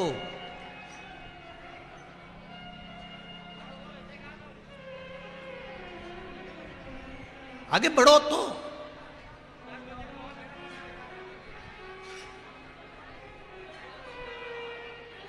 अग्रण्य भाव लेकर चलिए। मंथन में निकला, सबसे पहले निकला है देवता और राक्षसों ने जो मंथन करा था, उसमें सबसे पहले निकली हैं 5 गाय। मंथन में सबसे पहले 5 गौ माता निकली, 5 गाय निकली। समुद्र मंथन में सबसे पहले गौ माता, नंदा, सुभद्रा, सुशीला, बहुला, सुरभि, ये 5 गाय समुद्र मंथन में निकली है। विष निकला, उससे पहले गौ माता निकली है। रतन निकले, उससे पहले गौ माता निकली है। माणिक मोती निकले, उससे पहले गौ माता निकली है। औषधि निकले, उससे पहले गौ माता निकली है। सारे अमृत और विष प्राप्त हो, उससे पहले गौ माता मंथन में प्राप्त हुई है। 5 गाय निकली हैं। बहुत ध्यान देना महाराज, जब देवता और राक्षस मंथन कर रहे हैं तो 5 गाय निकली। उसी तरह अच्छे लोग और बुरे लोग संसार में रहेंगे, केवल संसार में नहीं परिवार में भी रहेंगे। कोई अच्छा मिलेगा, कोई बुरा मिलेगा, कोई कहेगा ये अच्छा है, कोई कहेगा कुछ, कोई कहेगा कुछ। दोनों तरह के अच्छे और बुरे, दोनों भी, दोनों प्राप्त। कोई अच्छा कहेगा, कोई बुरा कहेगा। आपने को चिंता नहीं करना। समुद्र मंथन में सबसे पहले 5 गाय निकली थी, बस इतना याद रखना। अच्छे और बुरे के बीच में पंचम इंद्रियों को अपने संयम में रखना। 5 गाय, ये पंचम इंद्रिय।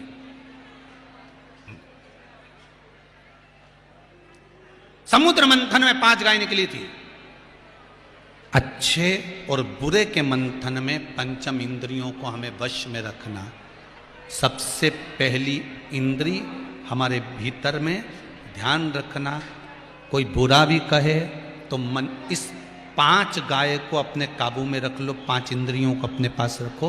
पहली जिह्वा, कोई कितना भी कुछ बोले, आड़ा टेढ़ा बोले, अपशब्द बोले, ताने दे, गालियां दे, कितनी कोसे, बस आप 5 गाय मंथन में पहले निकली है, उसी तरह पंचम इंद्रियों को अपने पास रखो। पहली इंद्री है जिह्वा। कोई कितना ही बोले, आपको अपशब्द नहीं बोलना। बड़े ध्यान से सुनना भाई, खरगोन वालों बहुत ध्यान से सुनना। वैष्णव शिव महापुराण की कथा आज विराम ले रही है। हम अपने घर चले जाएंगे, आप अपने घर चले जाओगे, पर जो आपने सुना वो आपकी जिंदगी बदल देगा। जिन जिन ने सुना, इन पत्रों में लिखा है, एक माता ने पत्र में लिखा कि पूजन के लिए हम बेलपत्र लेने जा रहे थे और एक ट्रक वाला मेरे पति को उड़ाकर चले गया। किसी ने पत्र में लिखा है। पर बाबा की कृपा कैसी रही गुरुदेव कि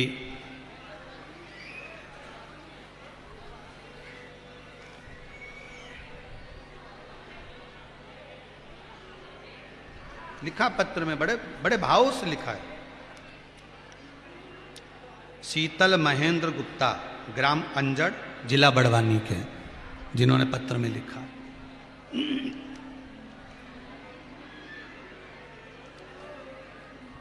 बैठे हैं कहीं? जिन्होंने पत्र में लिखा कि गाड़ी उड़ाकर चली गई, पर विश्वास पक्का था, भरोसा दृढ़ था भगवान के प्रति, तो भगवान ने साथ बचा लिया। डॉक्टर ने भी जहां जवाब दे दिया कि ये गया, पर एक डॉक्टर और बैठा था, देवाधिदेव महादेव, उसने मौत के काल से निकालकर उस महाकाल में बाहर कर दिया, काल से बाहर कर दिया। क्या सोचना। देवता और राक्षसों ने जो मंथन करा है, देवता और राक्षसों ने मिलकर जो मंथन करा है, उस मंथन में सबसे पहले 5 गाय निकली है। उस 5 गाय का स्मरण करिए कि हमको भी ये अच्छे और बुरे के मंथन में 5 चीज़ों का स्मरण करना है। पहली अपनी जिह्वा, कोई कितना भी आड़ा टेढ़ा बोले, कोई कितना भी अपशब्द बोले, कोई कितना भी ताना दे, कोई कितना भी गाली दे, कोई कितना भी कुछ बोले, क्या किसको रोइए? जम के बोलो, चादर तान के सोई। आग लगे बस्ती में अपन रहो, मस्ती में चकाचक रहिए।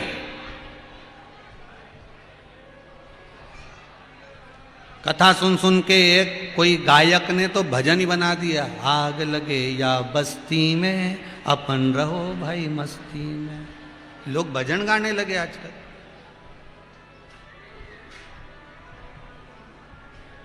श्री शिवाय नमस्तुभ्यम। इस मंत्र के लिए भी एक प्रश्न है, किसी ने लिखा है ये मंत्र हम कब कब गा सकते हैं, कब कब बोल सकते हैं? स्नान करके बोलना है कि बिना नहाए भी बोल सकते हैं?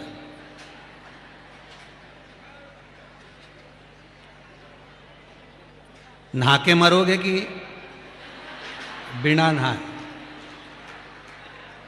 पहले ये तो निश्चित करो। मृत्यु का कोई ठिकाना है क्या? अरे जम के तो बोलो रे, नहीं ना। जब मृत्यु का ठिकाना नहीं तो शंकर के किसी मंत्र का ठिकाना नहीं। तुम तो जब मर्जी पड़े तब जपो, जब फ्री खाता भी जपो, सोता भी जपो। सोता जपने की जरूरत ही नहीं, दिन भर जप लोगे तो सपने में वही दिखेगा, वही न जप, और कुछ दिखने वाला भी नहीं है।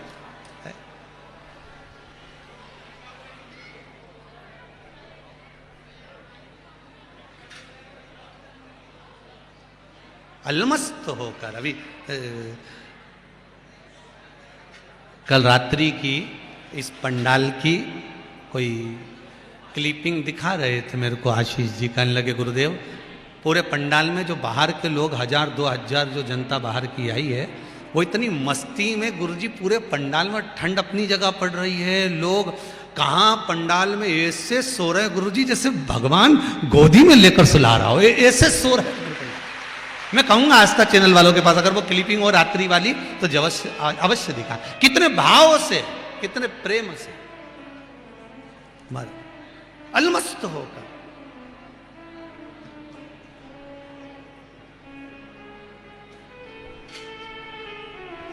जैसे भगवान अपनी गोदी में, और हो भगवान की भक्ति में ऐसे ही डूबना। आग लगे बस्ती में अपन रहो मस्ती में। शिव महापुराण की कथा कर रही है, मंथन में 5 गौएं पहले निकली है। अच्छे और बुरे लोगों के मंथन में कोई अच्छा कहेगा, कोई बुरा कहेगा, पर 5 गायों का स्मरण आप अपने साथ रखना। कि क्यों? किसी पुराण में ऐसा नहीं लिखा कि मंथन में बस इतना जरूर लिखा कि गाय निकली, पर शिव महापुराण में लिखा 5 गाय निकली। तो शिव पुराण में वेद व्यास जी ने 5 गाय के नाम भी लिख दिए। तो वो 5 गाय कौन सी है उसका स्मरण करें। नाम तो इनने लिखा कि नंदा थी, सुभद्रा थी, सुरभि थी, सुशीला थी, बहुला थी, ये 5 गाय निकली। पर हमें अपने ऊपर कथा को लेना है कि अच्छा और बुरा, राक्षस और देवता मिलकर समुद्र मथे तो गौ माता निकली। जब अच्छा और बुराई की लीला चालू होगी तो हमको भी ध्यान रखना है, 5 गाय हमारे को साथ कर रखना है। पहली, जम के बोलिए, अपनी जिह्वा बहुत साधना पड़ेगी। वाणी ऐसी बोलिए, जम के बोलो, जो मन का आपा खोए। पर आज के जमाने में वाणी ऐसी बोलिए जो जम के झगड़ा होए, पर उससे मत बोलिए जो तुमसे तगड़ा। ये तो आज का जमाना बड़ा विचित्र है। लोगों को तो बोलने के भी भान नहीं रहते। एक कथा आती है ना, बीच में पहले भी सुनाई। एक राजा ने एक महल बनाया, बड़ा सुंदर महल, उसका दरवाजा सामने। गांव के सेठ जी को बुलाया, सेठ जी जरा बताओ महल कैसा बना। सेठ जी ने कहा, महाराज क्या जोरदार महल बनाया तुमने, क्या जोरदार महल बनाया महाराज, इतना जोरदार महल कभी नहीं देखा। पर महाराज इसमें एक कमी रह गई। तो सेठ जी ने पूछा, वो कौन सी कमी है?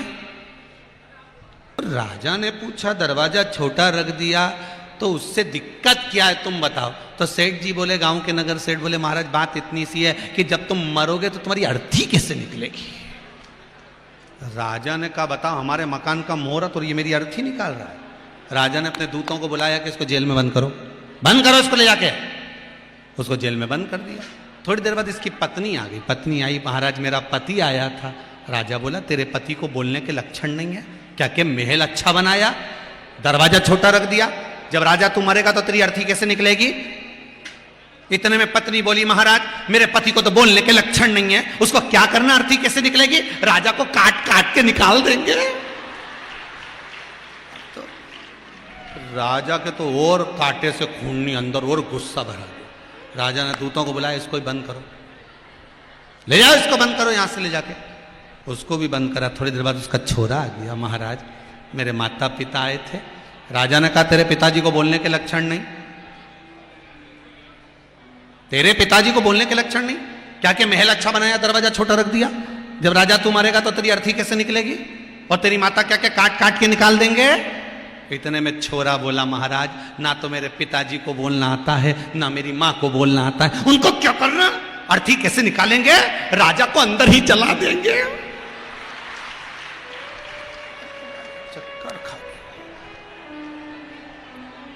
बापड़ा, राजा के चक्कर आ गया कि पूरा खानदान ही एक जैसा है। तो यहां तो एक चावल का दाना माताएं उठा के पूरी हंडी बता देती है। हमारी माताएं, भारत की भूमि की मां, बराबर दुनिया में कोई परखैया नहीं हो सकता। एक चावल उठाए और बता दे हंडी पक गई। इतनी परखैया है हमारे यहां की माताएं।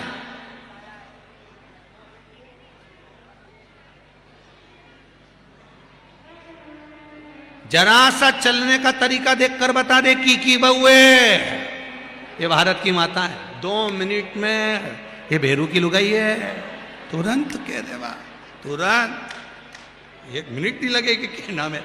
भले इन्हें नहीं देखा, उसका मुंह नहीं देखा, पर कह दे कि ये की बहू है, तुरंत। इतनी परख माताओं में, इतनी परख। कहीं तुम समझो माए। अब मंथन में निकला है, इस जिह्वा पर कंट्रोल हो। लोग बुरा कहेंगे, अपशब्द कहेंगे, ताने देंगे, आड़ा टेढ़ा बोलेंगे। दूसरा, महाराज जब मंथन हो रहा है अच्छा और बुरा का, तो दूसरी गाय इन नेत्रों को कह दिया है इन पर संयम रखना। लोग आप में बुराइयां छांटें, पर आप किसी में बुराई मत छांटें। ये दूसरी गाय है, ये दूसरी गौ है। जिस कलर का चश्मा लगाओगे सामने वाला व्यक्ति वैसा ही दिखेगा।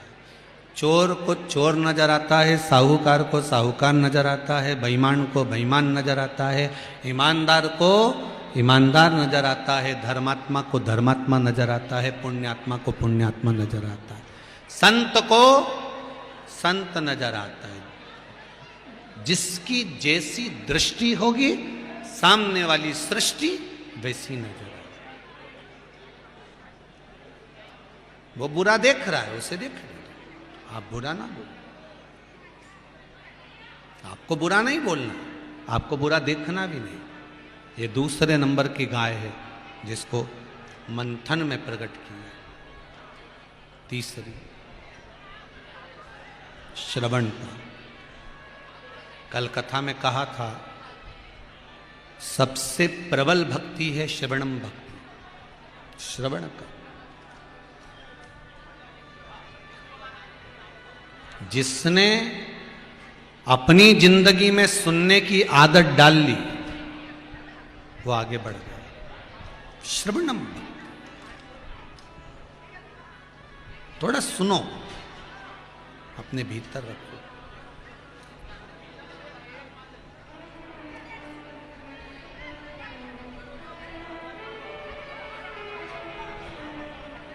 महाराज श्रवणम भक्ति तीसरी गाय के रूप में कहा गया कि अपने कानों को सही जगह पर लगाना है। सुनने के लिए भी अगर लगाना है तो अच्छी जगह लगाओ, फालतू की बातें हमें नहीं सुनना। कहते हैं निंदा करने वाला और निंदा सुनने वाला, इन दोनों में महापापी कौन होता है? सुनने वाला। ये करने वाला पापी नहीं है, सुनने वाला महापापी। कुछ अगर सुनने को मिल भी गया तो भगवान से कहना भोलेनाथ आज कुछ गलत सुन लिया, पर सुना, पर मैंने सुनकर आपके चरणों में दे दिया।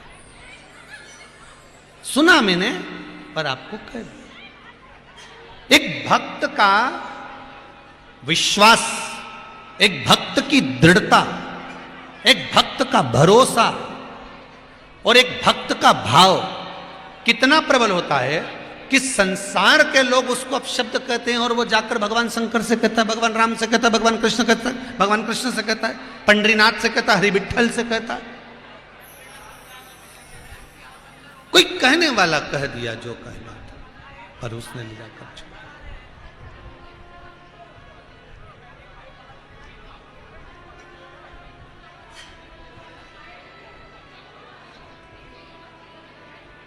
महाराज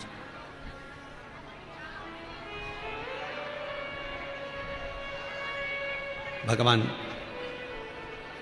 तीसरी इंद्री श्रवण, चौथी इंद्री का स्मरण करिएगा। महाराज ये हाथ भी बहुत गलत काम कर जाते हैं। जब कोई निंदा करता है, मंथन होता है, अच्छा कर रहे हो आप और बुरा करने वाला व्यक्ति आपको बुरा बनाने की विचार व्यवस्था रखता है, बुरा करने की व्यवस्था रखता है, तो यह हाथ कुछ गलत करने का सोचते हैं। तब इनको संयम में रखकर इन्हें माला पकड़ा दो। क्या पकड़ाना है?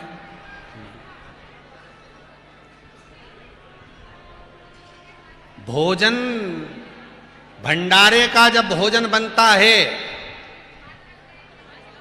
बदबू आती है क्या? जम के बोलिए जरा। नहीं। भंडारे का भोजन बनने के बाद सब जीम के चले जाते हैं, तब खुशबू आती है क्या? जम के बोलो। नहीं। फिर क्या आएगी? जब भंडारे का भोजन सब जीम के चले गए, 1-2 दिन हो गए, तब माँ जो झूठी पत्तल पड़ी रहेगी, झूठन पड़ी रहेगी, तुम लोगों को तो मालूम होगा भंडारा जहाँ होता, तो भंडारे का भोजन बना तब बदबू नहीं आई, भंडारा चालू हुआ तब बदबू नहीं आई, भंडारा जब चलता रहा तब बदबू नहीं आई। बदबू कब आएगी? जब भंडारा जीम कर सब चले गए, तब जो झूठी पत्तल पड़ी रहेगी, उस पत्तल पर पड़ा हुआ जो अन्न है वो बदबू मारेगा कि नहीं मारेगा? जम के तो बोलो, मारेगा ना। तो ये बहुत बड़ी बात ध्यान रखें अपनी जिंदगी में। जब आप कोई धर्म का कार्य करते हो, अच्छा कार्य करते हो, सत्कर्म करते हो, जन कल्याण का कार्य करते हो, खूब अच्छा ईमानदारी से धर्म की ओर कार्य करते हो, खूब अच्छा कार्य करते हो, तब बदबू नहीं आती। पर जब कार्यक्रम पूरा हो जाता है तो जो ईर्ष्या रखने वाले होते हैं, इनके अंदर से बदबू निकलना प्रारंभ होती है, तब पत्तल बदबू मारना प्रारंभ करती है। बदबू तब आएगी, अभी तो 7 दिन की कथा हो जाने दो, परसों से मालूम पड़ेगा, बदबू चालू होगी, फिर बदबू चालू होगी। उसने उसको गिरा दिया, उसने उसको कूच दिया, वो माँ पड़ गया, माँ गिर गया, हम तो तुम्हारे यहाँ कथा में आए थे, हमको तो सम्मान ही नहीं दिया, बदबू चालू हुई। अभी अभी अभी नहीं, चालू हो गई। फिर क्या करना है अपने को? चौथी गाय का स्मरण करना है। क्या करना है? चौथी गाय मंथन की। कौन सी? हाथ। क्या करना है इस हाथ को? जो बदबू दे उसके हाथ जोड़ लो, जी गलती हो गई, अगली बार जब कथा करूँगा, अगली बार जब कार्यक्रम होगा, अगली बार जब भंडारा होगा, अगली बार जब ये होगा, सबसे पहले तुम्हारा ही नाम लिखूंगा। हाथ, इसको माला पकड़ा दो। फिर अपने को इन गायों का ध्यान रखना, चौथे नंबर की गाय है ये, इसमें माला में लगा कर। फिर 5वें नंबर की गाय कौन सी है? तो कहा, जम के बोलो, ये हमारे मंथन में जो 5 गाय निकली, उन 5 गाय में 5वीं का स्मरण कर लो। देवता और राक्षस मिलकर जो मंथन करे हैं, देवता और राक्षस मिलकर जो मंथन करे, उसमें सबसे पहले गाय निकली। अच्छे और बुरे के संसार में 5 चीजों का स्मरण करे, फिर रहेगा पांव। ध्यान रखना, लोग तुमको अच्छा कर्म कर रहे हो तो अच्छे कर्म से निकालकर बुरे कर्म की ओर लेकर जाएंगे, पर इन पाँव को कहना कि हे पाँव, कुछ कृपा करना, कोई कितना भी गलत रास्ते पे ले जाए, पर तू मत जाना, तू जाना तो कुबेरेश्वर धाम सीहोर जाना, ओंकारेश्वर जाना, महाकालेश्वर जाना, नर्मदा के घाट जाना, पर ये पाँव गलत जगह पर,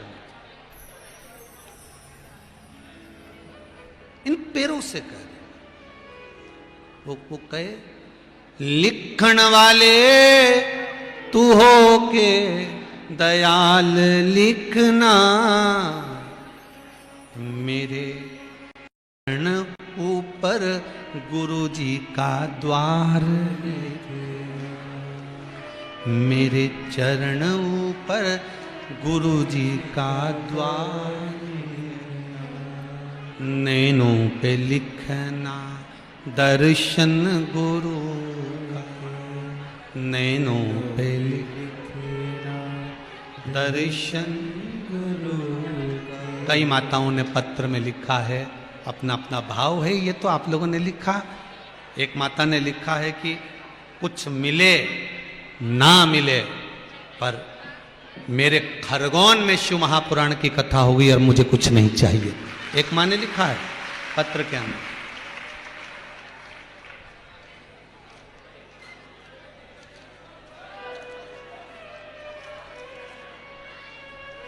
कुछ मिले ना मिले,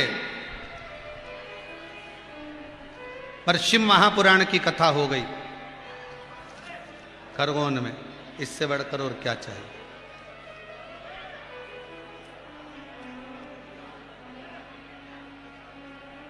महाराज, बड़ा सुंदर सुंदर भाव आप लोगों ने अपने पत्रों में लिखा है महाराज।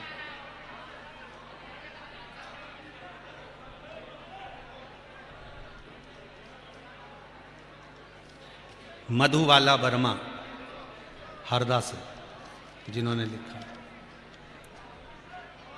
कुछ मिले ना मिले पर खरगोन में शिव महापुराण की कथा में हरदा में इंतजार करते रहे, पर कथा खरगोन में होना थी, नर्मदा जी की कृपा थी, पर सुनने को मिल गई यहाँ भी मेरे परिचित, इसलिए मैं यहाँ रहकर कथा सुन रही हूँ। ये विश्वास देखिए लोगों का।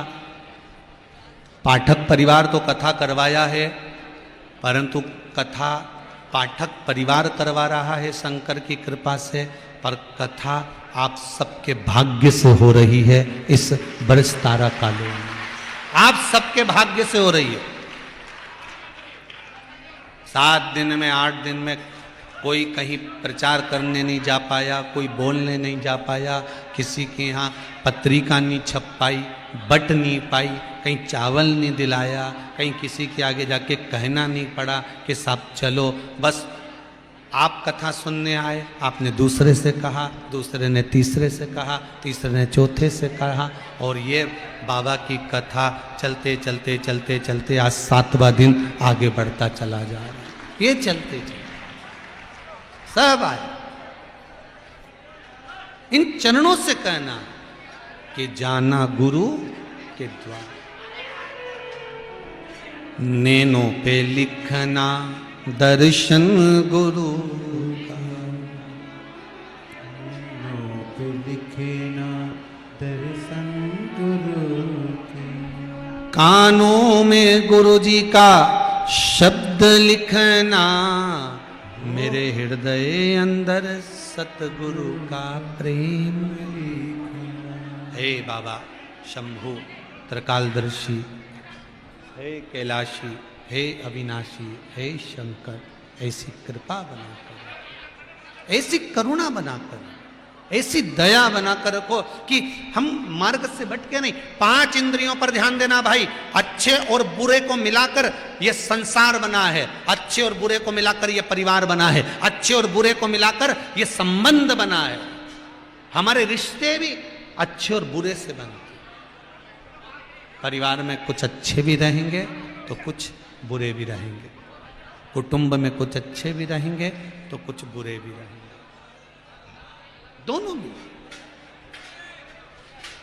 तो 5 गाय कौन कौन सी है, जरा हाथ उठाकर सभी लोग अपना वर्णन करेंगे। पहला जिह्वा, दूसरी नाय, ये नयन, तीसरी श्रवण, चौथी हस्त, 5वीं है। बस इतना स्मरण रखना, जब कोई बुरा कहे, बुरा बोले, अपशब्द कहे, अपशब्द बोले, हमारे को इन 5 को भगवत भजन में लगा देना है, स्मरण में लगा। जब कोई ज्यादा आड़ा टेढ़ा बोले तो नर्मदा जी नहा के आ जाना। क्या लेकर जाना? नर्मदा नहाने जाओ तो क्या लेकर जाना? जम के बोलो जल्दी से, जल्दी बोलो। तुम तो नर्मदा जी के किनारे क्यों है? हाँ, कोई पूछे तुमसे कि नर्मदा नहाने जाओ तो क्या लेकर जाओ? सब एक दूसरे का मुंह देख रहे, बोलो तो।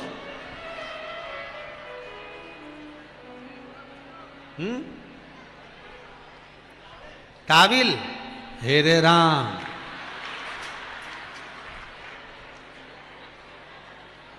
यही है ना मंडलेश्वर है? तो वहां मार्केट में टाविल नहीं है? किसी के पास जाते हो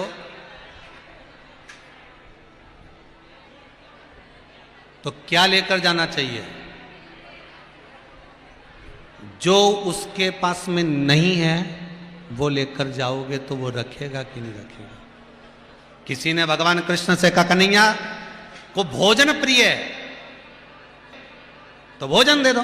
भगवान कृष्ण ने कहा, मैं तुम्हारे भोजन का करूंगा क्या? आधा चावल का दाना करता हूं, 10,000 ब्राह्मण का पेट भर देता हूं। द्रौपदी क्या भरा था? किसी ने कहा, भगवान को कपड़े अच्छे लगते, कपड़े दे दो। भगवान के तुम्हारे कपड़े का करूंगा क्या? एक उंगली उठाई थी, द्रौपदी को 9,999 देकर आया था। दूसरी उंगली उठाई, नानी बाई का 56 करोड़ का मायरा भर कर आ गया। मेरी तो खुद फैक्ट्री कपड़े की, मुझे तुम्हारे कपड़े भी नहीं चाहिए। तो फिर किसी ने कहा, भगवान को दे क्या? तो किसी ने कहा भगवान को सोना चांदी हीरा पन्ना दे दो। भगवान के तुम्हारे हीरे पन्ने सोना चांदी का करूं क्या?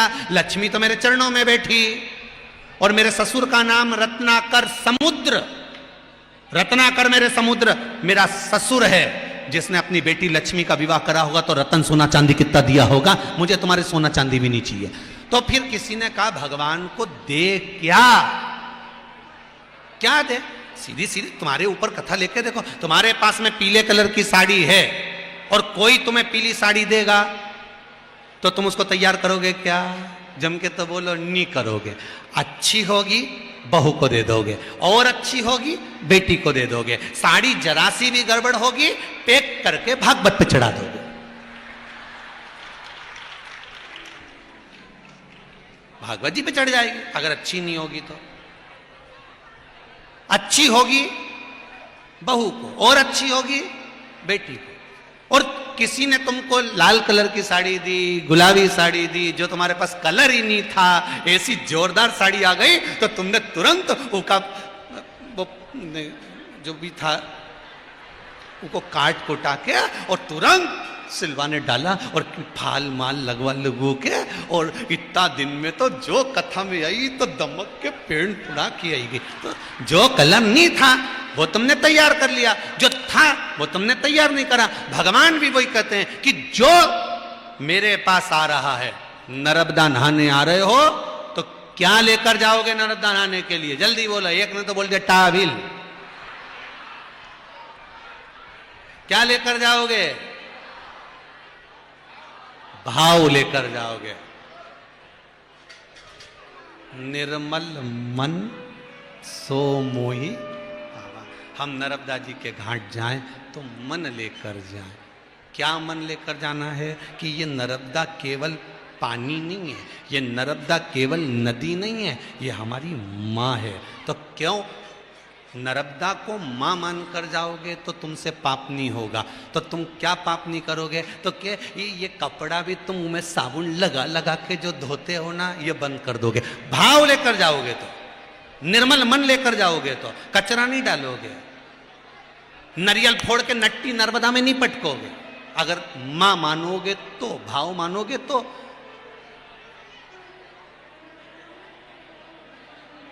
दिल मान मां नर्मदा तो है कलयुग की गंगा, दर्शन से तेरे मन हो जाए।